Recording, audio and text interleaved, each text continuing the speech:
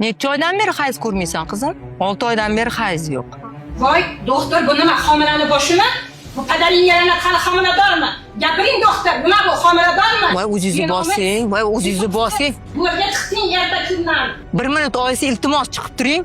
O'zingizni bosib oling. 18 yoshli qizni oyisi semirib ketyapti, hayzi kelmayapti deb qabulimga olib kelishdi. Uzi qilganimizda bu qiz 6 oydan beri hayz ko'rmayotganligini va bu qizda uje 5 oylik homila borligini mana uzida birga ko'rdik. Ota-onalarga, ayniqsa onalarga aytadigan gaplarim bor. Bu muammoni olib chiqishimdan maqsad oxirgi yillarda bunaqa voqealar juda ham ko'payib ketyapti. Buni sababi qizi o'g'li balog'at yoshiga yetganda jinsiy hayot borligini oiladan eshitmaydi. Internet orqali eshitadi. Ko'cha-ko'yda yaxshi yomon odam bor. Qizi o'g'li kim bilan do'stlashyapti? Telefonlarda nimalarga qiziqyapti? Bo'sh qolish kerak emas farzandi va bunga ota-ona mas'ul. 10 kun, 20 kun o'tib ketdimi? Demak, bu qizda har xil gormonal o'zgarishlar bo'lishi mumkin yoki hozirgi holatdagi muammolar bo'lishi mumkin. Har bir ona